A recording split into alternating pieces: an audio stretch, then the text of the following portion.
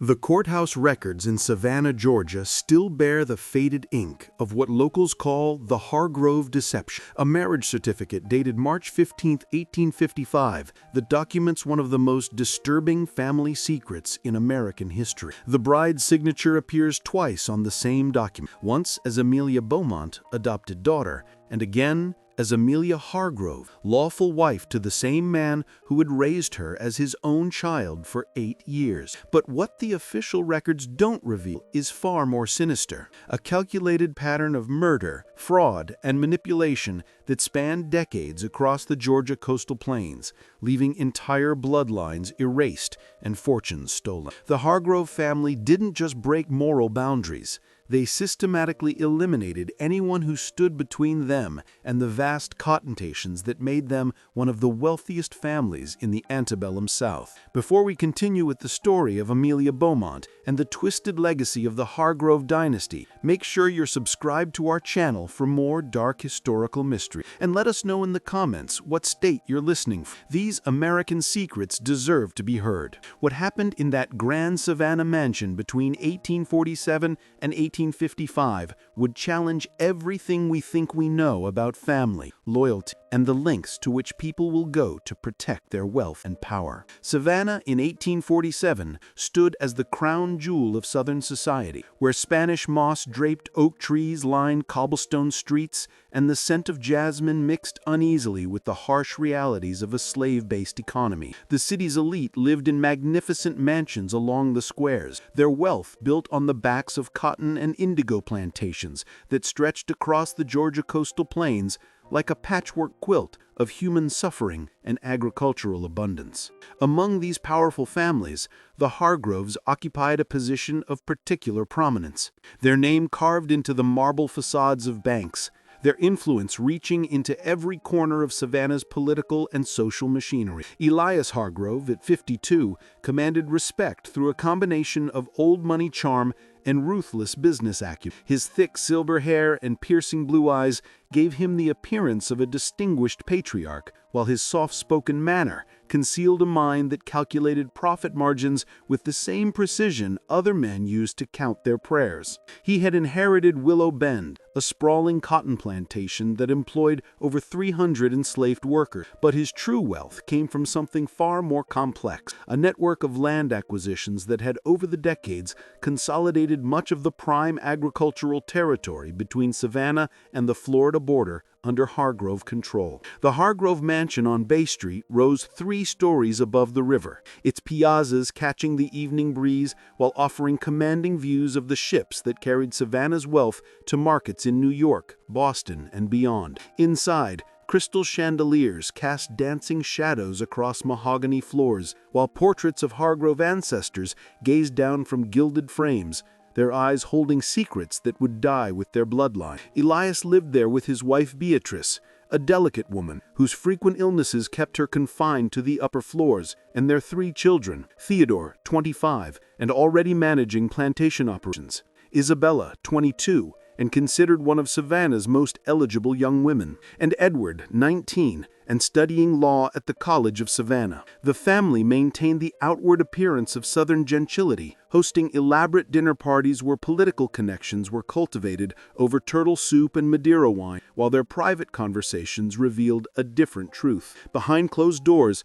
the Hargroves discussed their business with the cold efficiency of military strategists, viewing the coastal plains geography not as ancestral homeland, but as territory to be conquered, one family at a time. This carefully constructed world of privilege and power began to show cracks in the autumn of 1847, when a series of unusual deaths among neighboring plantation families started drawing unwanted attention from Savannah's gossip networks.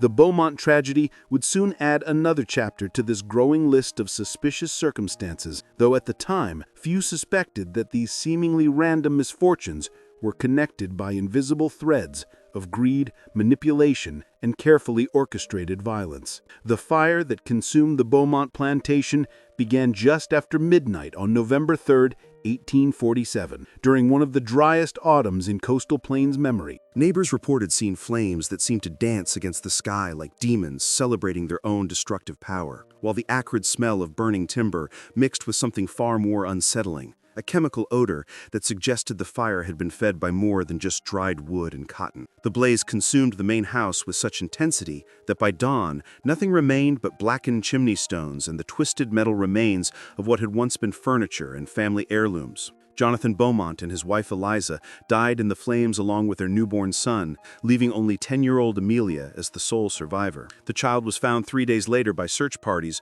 wandering through the burned remains of the estate gardens, her clothes singed and her eyes holding the thousand-yard stare that spoke of horrors beyond her years. She clutched a small wooden doll, its painted face partially melted from the heat, and spoke only in whispers about the men with the masks who had come in the night. Dr. Edmund Whitaker, who examined Amelia in the days following the tragedy, noted in his private medical journals that the child showed signs of severe shock, but no physical injuries consistent with fire exposure. More puzzling still, she possessed detailed knowledge of events that occurred in other parts of the house during the fire, knowledge that would have been impossible for her to acquire if she had truly been sleeping in her upstairs bedroom when the flames began. When pressed for details, Amelia would only repeat that she had hidden where Papa told me to hide when the bad men came, though no such hiding place was ever discovered in the ruins. The official investigation, led by Sheriff Samuel Kensington, concluded that the fire had started from an overturned oil lamp in Jonathan Beaumont's study. This explanation satisfied most observers, particularly given the family's recent financial difficulties following several poor cotton harvests. What the investigation didn't examine were the peculiar circumstances surrounding the fire's pattern of destruction, how it had consumed the main house while leaving the slave quarters and outbuildings largely untouched, or why the plantation's valuable livestock had been moved to distant pastures just days before the blaze.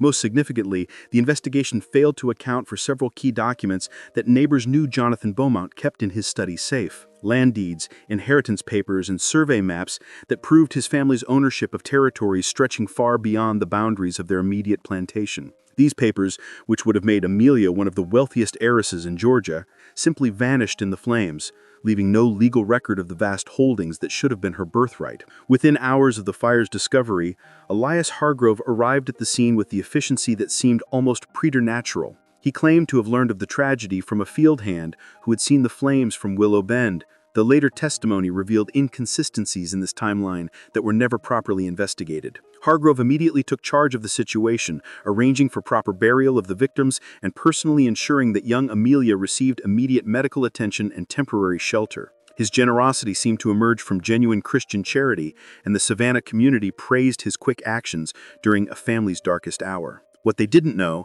was that Elias Hargrove had been the last person to visit Jonathan Beaumont alive, meeting with him privately just 2 days before the fire to discuss what Beaumont had described to his wife as urgent business matters that could change everything for our family. The years following Amelia's adoption into the Hargrove household passed like chapters in a carefully edited book, each page revealing only what the family wanted Savannah society to see. Amelia grew from a traumatized child into a young woman of remarkable beauty and intelligence, her golden hair and green eyes making her the subject of admiring comments at church gatherings and social functions.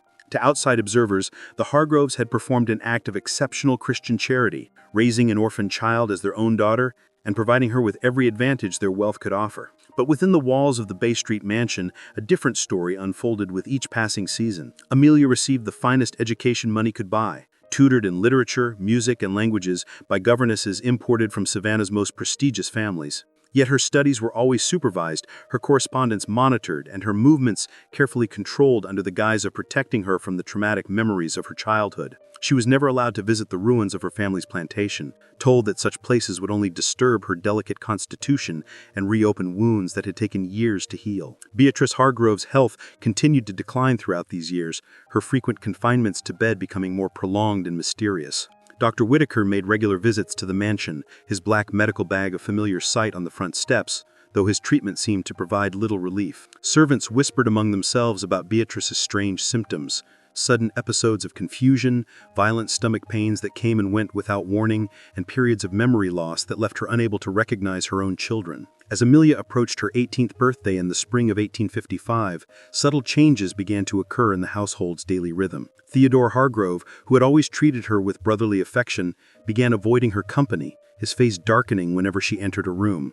Isabella, once Amelia's closest confidant, started making cryptic comments about family obligations and the sacrifices required to maintain their position in Savannah society. Even the servants who had watched Amelia grow from child to woman began treating her with a strange mixture of pity and fear. The transformation became most apparent in Elias Hargrove himself. The man who had once told bedtime stories and wiped away tears from childhood nightmares now studied Amelia with calculating eyes, his conversations taking on the tone of business negotiations rather than paternal guidance. He began discussing her future with increasing urgency, emphasizing the importance of keeping family assets consolidated and protected from outside interference. When Amelia asked about marriage prospects among Savannah's eligible young men, Elias would change the subject with uncomfortable abruptness, suggesting that such decisions required careful consideration of factors she didn't yet understand. The first concrete indication of the family's true intentions came during a conversation Amelia accidentally overheard between Elias and his son Theodore in the plantation office. Through the slightly open door, she listened in growing horror as they discussed her as if she were a piece of property to be managed rather than a beloved daughter to be protected. Theodore expressed concerns about the legal complications, while his father spoke with cold pragmatism about necessary arrangements and eliminating potential problems before they could arise. That night, Amelia began experiencing the first of many sleepless hours, lying in her canopy bed while listening to the sounds of hushed conversations that seemed to echo through the mansion's walls like whispered conspiracies. She noticed things that had previously escaped her attention, how certain rooms were always locked when she passed by, how letters arrived that were immediately hidden from her view, and how family discussions stopped abruptly whenever she approached. Most disturbing of all was her growing awareness of Beatrice Hargrove's condition. During her stepmother's brief periods of lucidity, Beatrice would grasp Amelia's hand with desperate strength and whisper fragmented warnings about trusting no one, about secrets buried deeper than Savannah's ancient graveyard, and about the price that would eventually come due for years of comfortable lies. These moments of clarity never lasted long, always followed by renewed confusion that left Beatrice staring at Amelia as if she were a stranger who had wandered uninvited into her bedroom. The revelation of the family's true financial situation came like a thunderclap on a clear summer day, delivered through a private meeting in Elias Hargrove's mahogany-paneled study on a sweltering August afternoon in 1855. Amelia had been summoned with unusual formality, finding not only her adopted father waiting, but also the family's longtime attorney, Nathaniel Forsyth, whose presence immediately suggested matters of serious legal consequence. The room felt smaller than usual, the heavy draperies blocking out the river breeze, while dust motes danced in shafts of golden sunlight that seemed to illuminate the gravity of whatever discussion was about to unfold. Elias began with the careful deliberation of a man who had rehearsed his words many times, explaining that recent investments in railroad ventures had encountered unexpected difficulties, that several business partnerships had dissolved under unfortunate circumstances, and that the family faced financial pressures that required immediate and decisive action. As he spoke, Amelia noticed how his hands trembled slightly as he poured brandy into crystal glasses, how his eyes avoided direct contact with hers, and how Forsyth shuffled through legal documents with the nervous energy of a man handling explosive materials. The true magnitude of the crisis became clear as Elias outlined the family's debts, mortgages on multiple properties, outstanding loans to Savannah banks, and financial obligations to business partners that had accumulated over years of what he delicately termed aggressive expansion. Without immediate intervention, the Hargrove empire would collapse within months, taking with it not only their personal fortune, but their social position and political influence. The cotton plantations that had supported their lifestyle for generations would be seized by creditors. The Savannah mansion would be sold at auction, and the family name would be forever associated with bankruptcy and scandal. But Elias had discovered a solution, he explained, though it required Amelia's cooperation and understanding. Through his research into old property records and inheritance laws, he had identified a legal mechanism that could preserve the family's holdings while protecting them from creditor claims. The mechanism required what he described as creative interpretation of existing family relationships, coupled with strategic timing that would take advantage of certain provisions in Georgia's inheritance statutes. Amelia listened with growing unease as the true nature of this solution became apparent. By marrying her, Elias could legally claim ownership of any properties that might theoretically belong to her through her deceased parents' estate, while simultaneously protecting those assets under spousal property laws that shielded wives' inheritances from their husbands' business debts. The marriage would be a purely business arrangement, he assured her, designed to preserve the family's wealth and position for future generations while ensuring her own financial security. Forsyth produced documents that he claimed proved Amelia's parents had died intestate without proper wills or legal mechanisms to transfer their properties to their daughter. This meant, according to his interpretation, that any claims Amelia might have to Beaumont family holdings were legally void, making her essentially penniless despite her apparent birthright. The Hargroves, he explained with practice authority, had spent 8 years providing her with food, shelter, education, and social position that would have been impossible without their generosity. The proposed marriage would simply formalize an arrangement that already existed in practice, while solving the family's financial difficulties through legal means that harmed no one. The conversation continued for over 2 hours, with Elias alternating between paternal affection and businesslike pragmatism, while Forsyth cited legal precedents and statutory interpretations that seemed designed to confuse rather than clarify.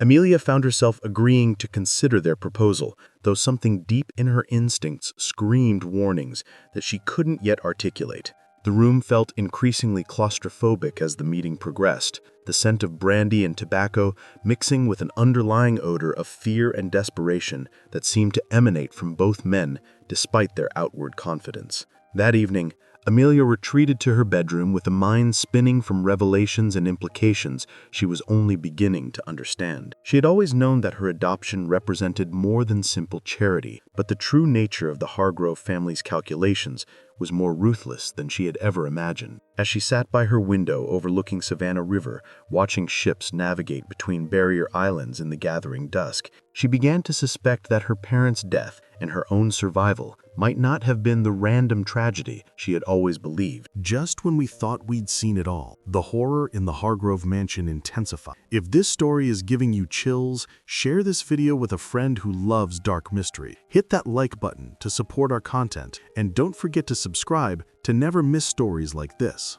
Let's discover together what happens next in Amelia's increasingly desperate situation. Amelia's world began to unravel with methodical precision in the weeks following that August meeting, as if invisible hands were systematically dismantling everything she had believed about her life and family. The first crack appeared when she decided to conduct her own investigation into her parents' estate, using skills learned from years of education to research public records and legal documents that the Hargroves had assured her didn't exist. Her search led her to the Chatham County Courthouse, where a helpful clerk named Jeremiah Caldwell proved far more knowledgeable about property transfers and inheritance records than anyone had expected. Caldwell, a meticulous man in his 60s who took pride in maintaining the courthouse's historical archives, showed Amelia documents that contradicted everything Forsyth had told her about her parents' legal situation. Jonathan and Eliza Beaumont had indeed prepared comprehensive wills filed properly with the court in 1846, explicitly leaving all properties and assets to their daughter Amelia, with detailed instructions for management by appointed trustees until she reached the age of 21. More shocking still were survey maps and land deeds that revealed the true extent of Beaumont holdings, not just the plantation destroyed in the fire, but thousands of acres stretching across 3 counties, including prime cotton-growing territory that happened to border several Hargrove properties. The documentation painted a picture of wealth far exceeding what Amelia had ever imagined, making her potentially one of the richest women in Georgia, rather than the penniless orphan she had been led to believe. But, as Caldwell explained with growing concern, many of these legal documents showed signs of tampering, with pages missing, signatures that appeared to have been altered, and filing dates that didn't match the courthouse's internal record. Someone with significant resources and legal expertise had been systematically corrupting the official record of Beaumont family holdings, creating deliberate confusion about Amelia's true inheritance. Even more disturbing was Caldwell's revelation that he had been contacted multiple times over the years by representatives of the Hargrove family requesting information about Beaumont property records and inheritance documents. These inquiries had always been presented as routine legal research, but the pattern of requests suggested a coordinated effort to identify and potentially manipulate any evidence of Amelia's rightful claims to her parents' estate. Amelia's investigation took a darker turn when she decided to visit the ruins of her childhood home, despite years of family prohibition against such trips. The burned plantation site, now overgrown with kudzu and young pine trees, still showed evidence of the fire's destruction, but careful examination revealed details that raised troubling questions about the official story of that November night. The foundation stones showed burn patterns consistent with multiple ignition points rather than a single overturned lamp, while metal fragments scattered throughout the ruins suggested the presence of materials that wouldn't have existed in a typical plantation house.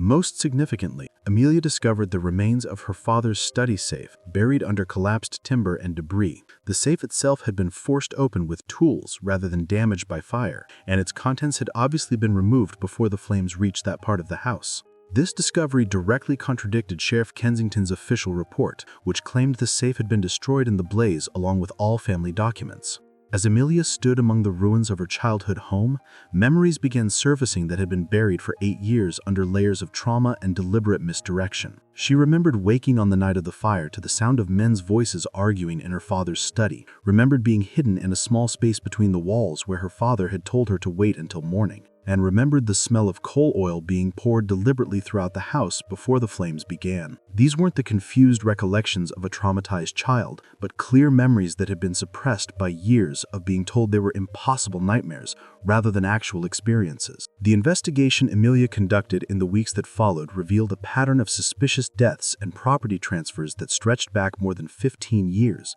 involving families throughout the coastal plains, whose holdings had eventually come under Hargrove control through various legal mechanisms. The Caldwell family had died in a riverboat accident in 1841, leaving valuable cotton plantations that Elias Hargrove purchased at below-market prices from their confused heirs. The Forsyth family had succumbed to yellow fever in 1844, with their Savannah mansion and surrounding properties somehow passing to Hargrove ownership through complex mortgage arrangements.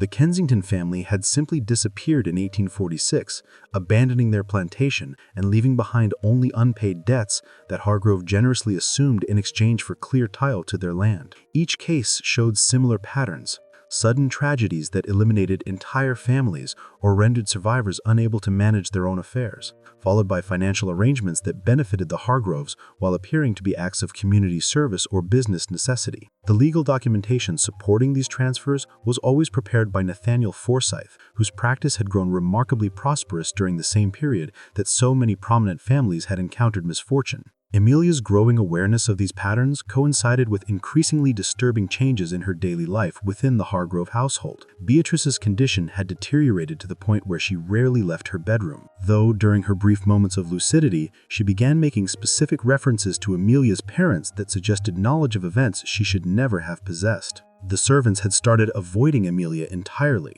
their eyes filled with a mixture of pity and fear that suggested they knew far more about the family's intentions than they were willing to reveal. Most ominously, Amelia began noticing that she was being watched and followed whenever she left the house by men who maintained careful distances but seemed to appear wherever she went in Savannah. Her correspondence was being intercepted, her conversations monitored, and her movements increasingly restricted under excuses about social propriety and family reputation. The comfortable prison of her adopted life was tightening its boundaries just as she was beginning to understand the true nature of her captivity. The confrontation that would determine Amelia's fate began on a rain-soaked evening in late September 1855, when she returned from another trip to the courthouse archives to find the entire Hargrove family assembled in the front parlor, their faces bearing expressions of grim determination that left no doubt about the seriousness of their intentions. The grandfather clock in the hallway chimed 8 times as Amelia crossed the threshold, each resonant tone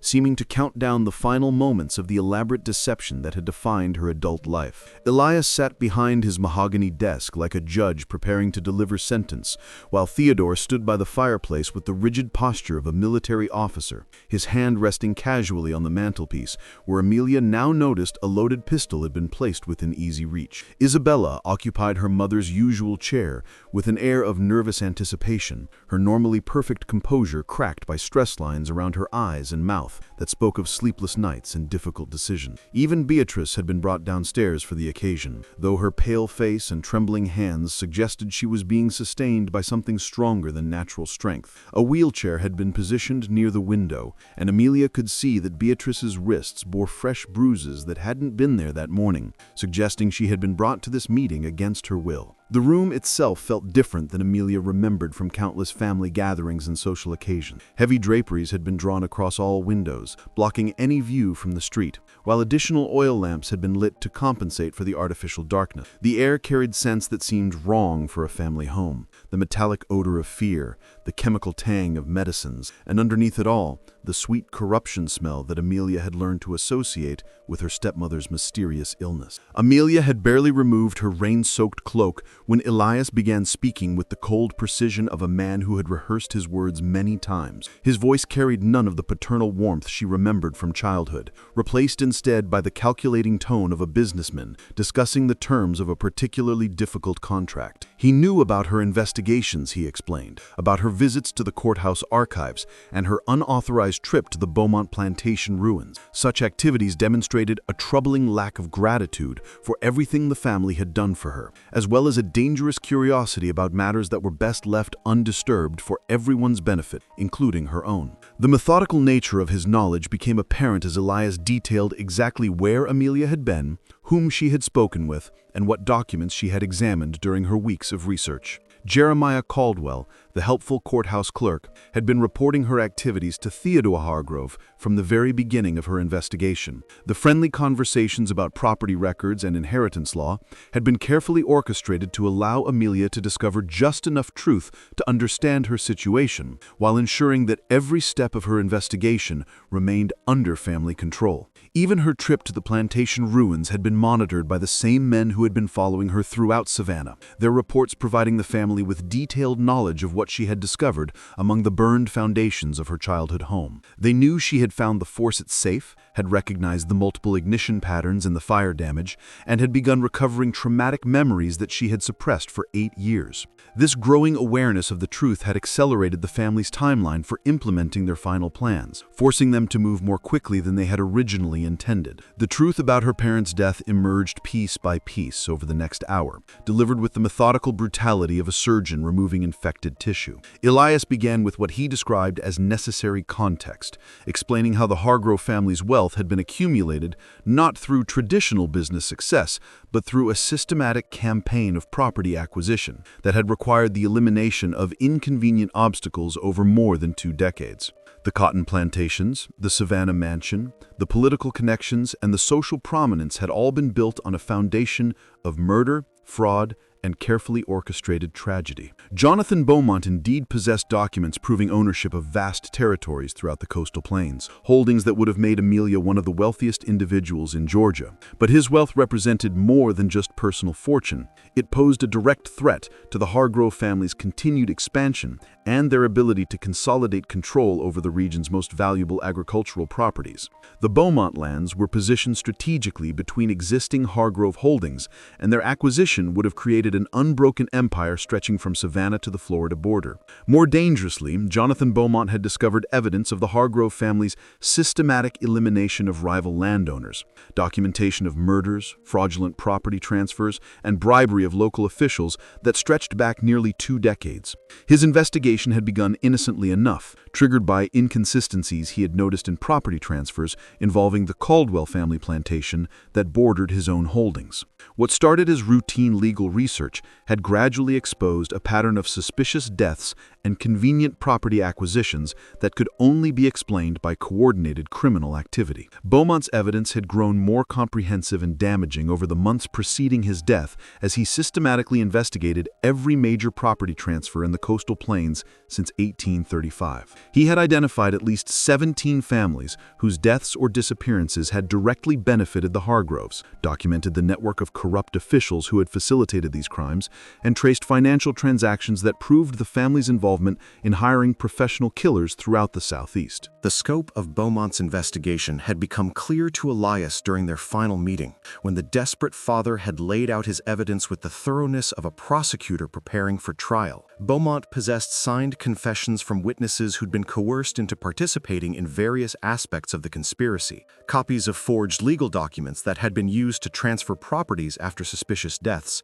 and financial records that traced payments from Hargrove accounts to known criminals throughout the Southeast. Most damaging of all, Beaumont had secured testimony from Beatrice Hargrove herself, obtained during one of her increasingly frequent periods of lucidity when the effects of her deliberate poisoning had temporarily subsided. Beatrice had revealed details about family planning sessions where murders were discussed like business investments, described the methods used to eliminate rival families, and provided specific information about the location of evidence that the family believed had been destroyed in previous killings. Elias's voice grew colder as he described the meeting with Jonathan Beaumont, his words carrying the matter-of-fact tone of a man discussing routine business rather than premeditated murder. Beaumont had demanded a meeting ostensibly to negotiate terms for his silence, but Elias had recognized from the beginning that no negotiation was possible. The evidence was too comprehensive, the investigation too advanced, and the threat to the family's survival too immediate to allow for any solution other than complete elimination of both the threat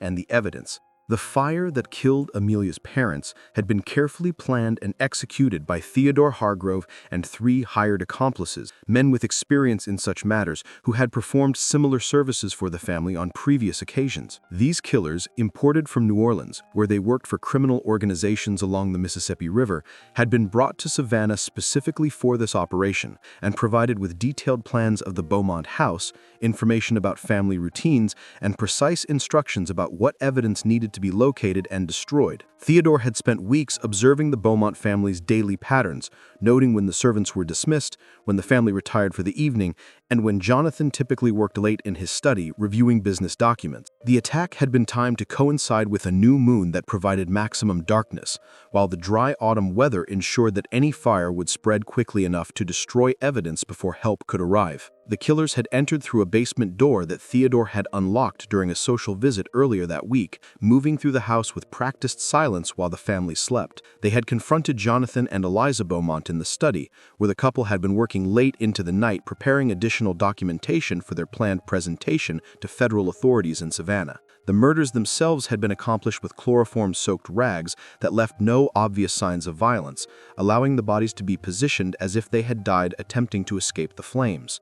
Amelia had survived only because her father had suspected betrayal from the beginning of his negotiations with Elias. The hiding place he had prepared between the walls of the house had been constructed months earlier, accessible through Amelia's bedroom, and equipped with enough supplies to sustain a child for several days if necessary. Jonathan had drilled Amelia repeatedly on the procedure for using this hiding place, with strict instructions to remain hidden until morning, regardless of what she heard or saw, and to flee immediately to a predetermined location if the house showed signs of fire. The trauma of that night had been more severe than anyone realized, as Amelia had witnessed not only her parents' murder, but also the systematic search and destruction of evidence that followed. From her hiding place, she had watched through cracks in the wall as the killers methodically ransacked her father's study, removing documents, forcing open the safe, and preparing the chemical accelerants that would ensure complete destruction of any evidence they might have missed. The sounds she had suppressed from memory, her mother's muffled screams,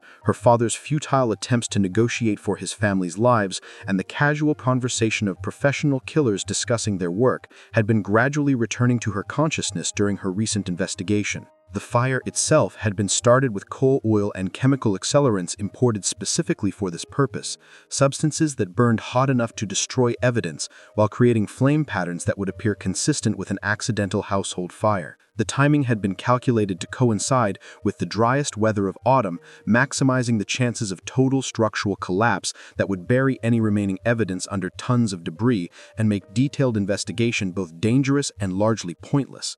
Elias had orchestrated Amelia's rescue and adoption not from charitable impulses, but from practical necessity. As long as she remained alive, there was always the possibility that she might remember crucial details about her parents' evidence or the location of documents they had hidden elsewhere. The family had spent considerable resources determining whether Jonathan Beaumont had prepared backup copies of his evidence, hidden in locations that might be revealed through Amelia's recovered memories or discovered through her knowledge of family habits and hiding places. By keeping Amelia close and controlling her access to information about her past, the Hargroves could monitor any signs that her memory was returning while presenting themselves as benevolent guardians to the Savannah community. This arrangement had worked perfectly for 8 years, with Amelia's gratitude and affection for the family ensuring her cooperation, while her isolation from her past prevented any dangerous discoveries. The proposed marriage represented the final stage of a plan that had been 8 years in development, refined and adjusted as Amelia matured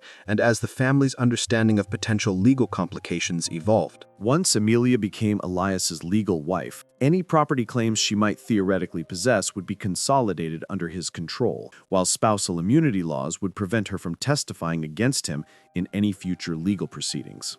More importantly, the marriage would provide legal justification for actions they were prepared to take if Amelia proved unwilling to cooperate with their arrangements. Beatrice's deteriorating health, they revealed, with casual cruelty, was the result of gradual arsenic poisoning administered through her daily medications over a period of more than 2 years. The process had been deliberately slow to avoid suspicion, designed to mimic the symptoms of various chronic illnesses while gradually reducing her ability to interfere with family business or communicate effectively with outsiders. Her death, which would occur within months, regardless of any medical intervention, would leave Elias legally free to remarry while inheriting her substantial dowry properties that had been carefully protected from his business debts through prenuptial agreements. Amelia's marriage to a widower would attract far less social scrutiny than other arrangements they had considered, while providing additional legal protections for the family's accumulated wealth. The age difference, while unusual, was not unprecedented in Savannah society, particularly given Amelia's status as an adopted daughter, rather than a blood relative. The family's social position would provide protection against gossip, while their influence over local legal and political institutions would ensure that any challenges to the marriage's legitimacy would be quickly suppressed. As Amelia listened to these revelations with growing horror, she began to understand the true scope of the trap that had been constructed around her entire adult life. Every kindness had been calculated, every opportunity for independence had been eliminated, and every path forward had been deliberately blocked, except for the one that would serve the family's ultimate purposes. The education she had received, the social connections she had been allowed to develop, and even the personal freedom she had enjoyed were all components of a carefully designed prison that had been invisible precisely because it had been constructed from apparent privileges and advantages. The choice they were offering wasn't really a choice at all. Marry Elias willingly and live as a comfortable prisoner, or refuse and face the same fate as her parents and dozens of other obstacles the Hargroves had eliminated over the years. Theodore made their position clear with brutal directness. Amelia knew too much to be allowed her freedom, but she was too valuable as a legal asset to be simply eliminated. The family had invested too much time and resources in her development to discard her casually, but they were prepared to write off that investment if cooperation proved impossible. If she attempted to flee or contact authorities, the hired men who had been watching her for months had orders to ensure she didn't reach her destination alive. These killers, the same professionals who had murdered her parents, were already positioned throughout Savannah, with instructions to intercept any attempt at escape or communication with law enforcement. If she somehow managed to present evidence to officials, the family's corruption network was sufficiently extensive to ensure that any investigation would be terminated before it could threaten their interests. The network of corrupt officials that supported the Hargrove conspiracy included not only local sheriffs and judges, but also federal appointees whose positions depended on political support from wealthy Southern families. Evidence could be lost, witnesses could disappear, and investigations could be redirected toward harmless targets while the real criminals remained protected by their wealth and influence. Amelia's testimony alone, without corroborating physical evidence, would be dismissed as the hysterical accusations of a disturbed young woman whose trauma had affected her mental stability. The confrontation reached its crescendo when Beatrice, summoning reserves of strength that surprised everyone in the room, struggled to her feet and began speaking in a voice that carried the authority of impending death. Her words cut through the tension like a blade, revealing that she had been far more aware of the family's activities than anyone had suspected, and far more prepared to oppose them than her apparent helplessness had suggested. Beatrice revealed that she had been secretly documenting her husband's crimes for years, recording conversations, copying documents, and preparing evidence of her own that could destroy the family if properly presented. Her apparent mental confusion had been a carefully constructed facade, designed to protect her from suspicion while she gathered the information needed to bring down the conspiracy that had destroyed so many innocent lives.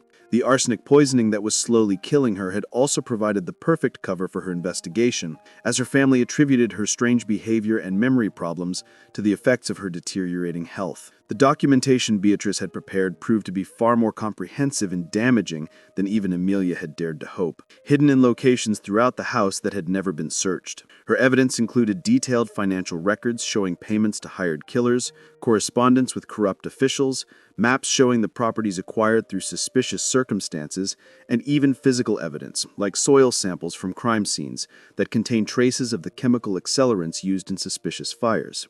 Most devastating of all were Beatrice's recorded observations of family meetings where murders were planned, property transfers were discussed, and the systematic elimination of rival families was coordinated with the cold efficiency of a business operation. She had maintained these records over nearly 15 years, initially as insurance for her own protection, but gradually expanding them into a comprehensive case file that could support federal prosecution of the entire conspiracy. Her knowledge of family operations was so complete that she could provide prosecutors with not only evidence of past crimes, but also detailed information about planned future operations, including the identities of targets who were currently under surveillance for elimination. Beatrice's revelation transformed the evening's dynamic completely, as the Hargrove family realized that their most trusted member had been their most dangerous enemy. The careful planning that had sustained their criminal enterprise for decades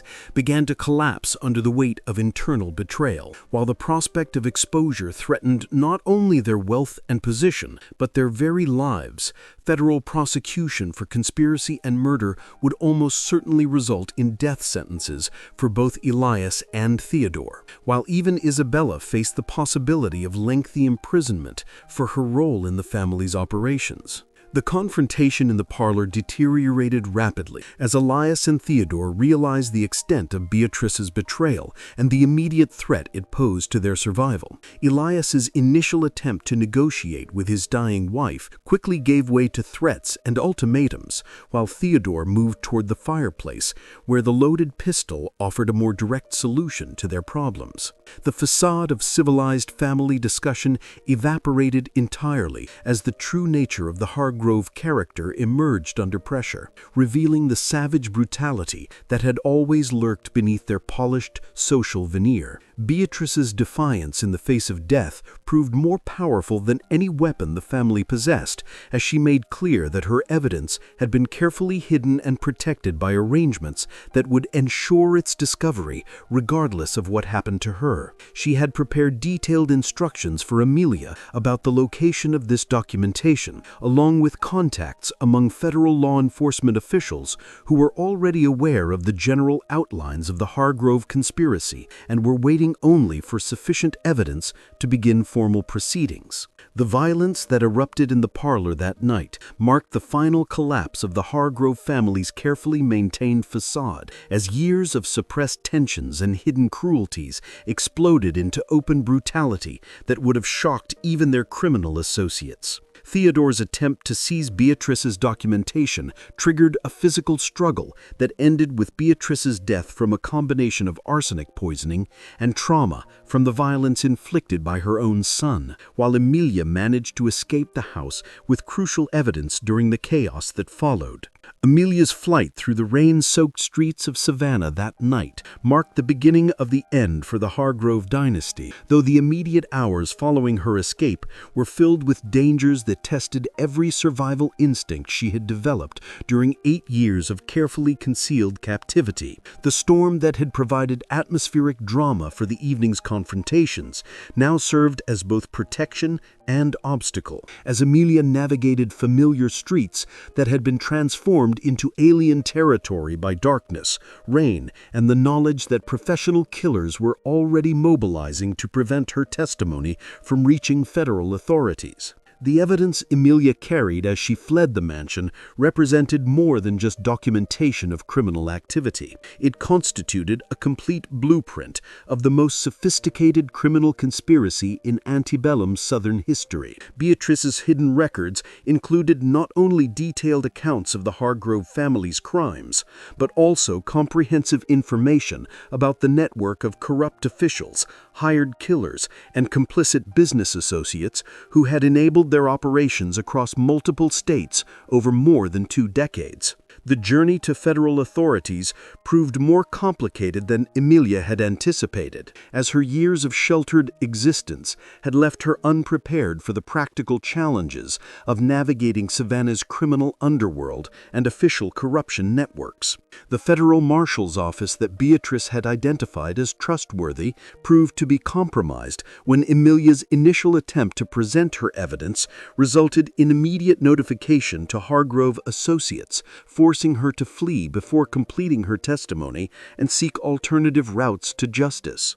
Amelia's survival during the critical days following her escape was ensured by an unexpected alliance with Jeremiah Caldwell, the courthouse clerk whose apparent cooperation with the Hargroves had concealed his own investigation into the family's activities.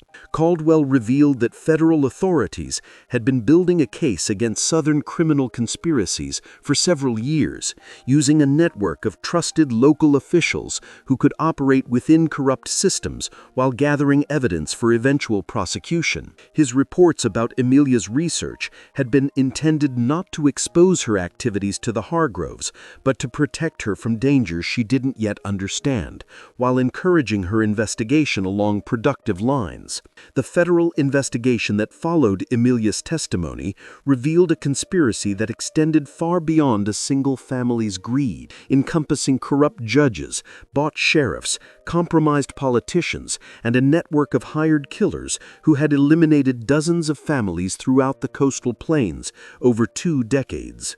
The scope of the criminal enterprise shocked even experienced federal prosecutors, who discovered that the Hargrove conspiracy had connections to similar operations in Louisiana, Mississippi, and Alabama, suggesting a regional network of property acquisition through systematic murder that threatened the stability of legitimate land ownership throughout the South. The evidence Amelia and Beatrice had provided proved sufficient to support prosecution not only of the immediate Hargrove family, but also of more than 40 accomplices, associates, and corrupt officials whose involvement had enabled the conspiracy to operate undetected for so long. The investigation expanded to include examination of hundreds of suspicious deaths and property transfers, revealing patterns of criminal activity that had affected virtually every major plantation family in the Savannah area over the previous 20 years. The arrests that began in early 1856 created sensations that reverberated throughout Southern society as prominent political figures, respected judges, and established business leaders were taken into custody on charges of conspiracy, murder, and fraud. The Savannah legal establishment found itself under federal investigation, with prosecutors examining decades of property transfers, inheritance disputes, and criminal proceedings for evidence of corruption and complicity in the Hargrove conspiracy. Elias Hargrove's arrest occurred during an attempted flight to Cuba, where he had planned to establish a new identity while accessing hidden financial resources that the family had accumulated in foreign banks as insurance against exactly this type of exposure. Federal marshals intercepted his ship in Savannah Harbor, discovering not only substantial evidence of his crimes, but also detailed plans for continued operations using hired killers and corrupt officials in other states. His capture eliminated any possibility of the conspiracy continuing under his leadership, while providing prosecutors with additional evidence about the scope and organization of the criminal network. Theodore Hargrove's resistance to arrest resulted in a gun battle at the family mansion that left 2 federal marshals wounded and several hired killers dead. While Theodore himself suffered injuries that left him partially paralyzed and dependent on medical care throughout his subsequent trial, the violence of his resistance provided compelling evidence of his guilt while eliminating any sympathy that might have been generated by his youth or social position. Isabella Hargrove's arrest occurred under more civilized circumstances, though her subsequent testimony revealed knowledge of family operations that was far more extensive than her demure social persona had suggested. Her detailed understanding of financial arrangements, political connections, and operational procedures demonstrated that she had been a full partner in the conspiracy rather than an innocent daughter sheltered from family business. Her willingness to testify against her father and brother in exchange for reduced charges provided prosecutors with insider information that proved crucial in securing convictions against the broader network of accomplices. The trials that began in the summer of 1856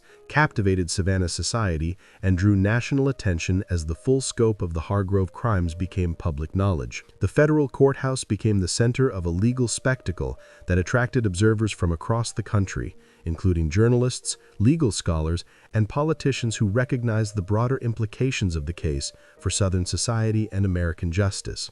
The proceedings revealed not only the specific crimes of the Hargrove family, but also the systemic corruption that had enabled their operations, exposing weaknesses in legal and political institutions that extended far beyond Savannah.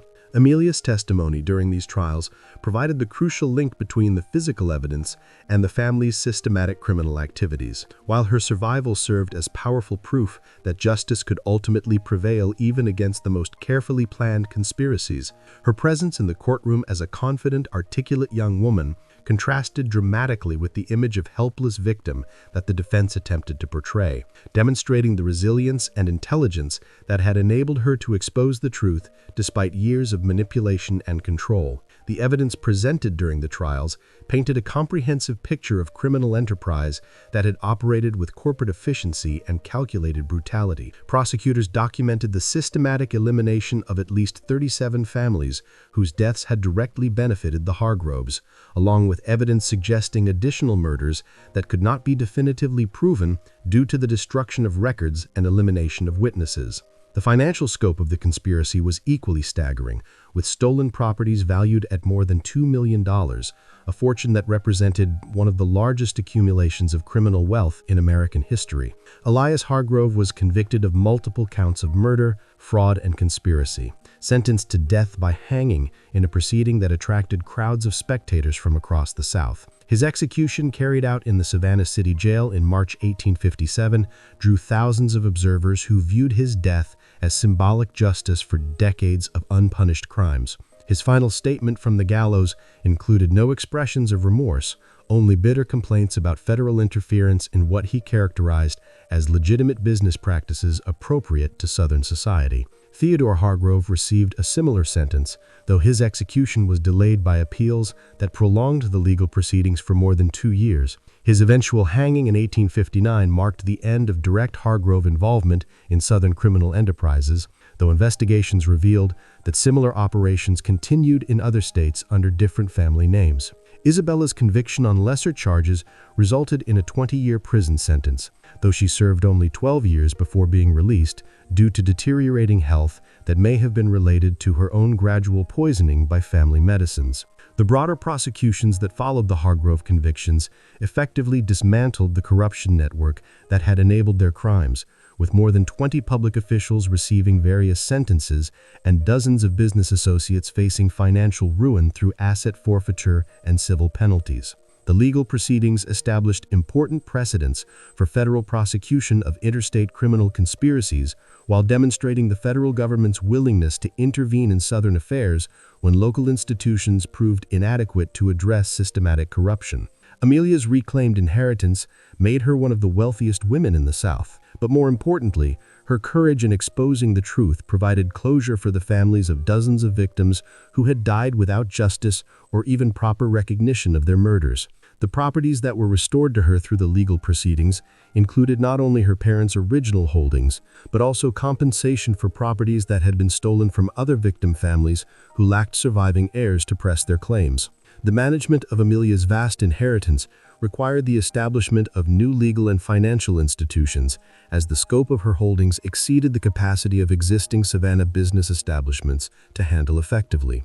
The trust arrangements that were created to oversee her properties became models for similar institutions throughout the South, helping to establish more transparent and accountable systems for managing large agricultural operations and preventing the type of criminal infiltration that had characterized the antebellum period. Amelia's decision to leave Savannah shortly after the trials concluded reflected both her desire for privacy about the traumatic experiences that had shaped her adult life and her recognition that remaining in the city would subject her to constant reminders of her family's murder and her own years of captivity. Her departure was accomplished quietly, with minimal public attention, though her ongoing financial support for victim families and charitable institutions ensured that her influence on Savannah society continued long after her physical presence had ended. The schools and charitable institutions that Amelia established in other states reflected her commitment to preventing the type of systematic victimization that had characterized her own experience and that of so many other families destroyed by the Hargrove conspiracy. Her educational initiatives focused particularly on providing opportunities for orphaned children and young women who lacked family protection, recognizing that vulnerability and isolation had been crucial factors in enabling the criminal exploitation that had defined her own childhood. The psychological impact of Amelia's experiences remained with her throughout the rest of her long life, though she demonstrated remarkable resilience in transforming personal trauma into constructive social action. Her private correspondence, preserved in the archives of institutions she established, reveals ongoing struggles with trust, recurring nightmares, and persistent fears of vulnerability that never completely subsided despite her eventual financial security and social independence. The Hargrove properties were sold at public auction to provide restitution for victim families, though the process proved complicated by the extent of fraudulent documentation and the difficulty of establishing clear ownership chains for properties that had been acquired through criminal means. The legal proceedings required to sort out these ownership issues continued for more than a decade, establishing important precedents for handling property disputes involving criminal activity while ensuring that stolen assets were ultimately returned to legitimate owners or their heirs. The mansion on Bay Street was eventually demolished rather than sold, too associated with tragedy for any buyer to consider it habitable. The site remained vacant for many years, eventually becoming a small park where a memorial plaque commemorates the victims of the Hargrove conspiracy without providing details that might attract morbid curiosity. Local residents report that the location retains an atmosphere of sadness that persists despite the passage of more than a century and a half since the crimes that occurred there. The broader implications of the Hargrove case extended far beyond Savannah, exposing weaknesses in legal and political systems that had enabled such extensive criminal activity to flourish unchecked for decades. The case led to reforms in property law, inheritance procedures, and judicial oversight that helped prevent similar conspiracies in other regions. Though the fundamental human capacity for greed and violence that had driven the Hargroves remained unchanged by legal and institutional improvements, federal law enforcement agencies used the Hargrove case as a model for investigating other suspected criminal conspiracies throughout the South, leading to additional prosecutions that revealed the extent to which systematic corruption had infiltrated antebellum Southern society. These investigations demonstrated that the Hargrove conspiracy, while particularly extensive and well-organized, was part of a broader pattern of criminal activity that had affected property ownership and political institutions throughout the region. The historical significance of the Hargrove case has continued to grow over time, as scholars have recognized its importance in documenting the transition from local corruption to federal law enforcement that characterized the antebellum period. The case represents one of the earliest examples of successful federal prosecution of interstate criminal conspiracy, establishing legal precedents that would prove crucial during Reconstruction and subsequent efforts to address systematic violations of civil rights throughout the South. Amelia Beaumont's story ultimately stands as a testament to the power of individual courage in the face of overwhelming corruption, while serving as a reminder of the dark potential that exists when wealth and power are combined with moral emptiness and institutional failure. Her transformation from helpless victim to powerful advocate for justice represents one of the most remarkable personal journeys in American legal history, demonstrating that even the most sophisticated criminal conspiracies cannot ultimately prevail against determined opposition supported by moral clarity and institutional commitment to justice.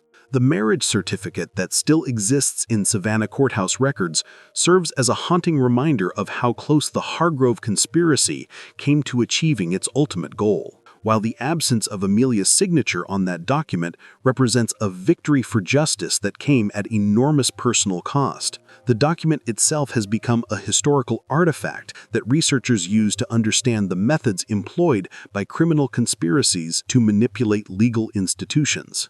While Amelia's courage continues to inspire those who face their own struggles against powerful and seemingly untouchable adversaries, the case continues to be studied by legal scholars and historians as an example of how systematic corruption can flourish in American society when institutional safeguards prove inadequate, while also demonstrating the potential for individual action to expose and defeat even the most sophisticated criminal enterprises.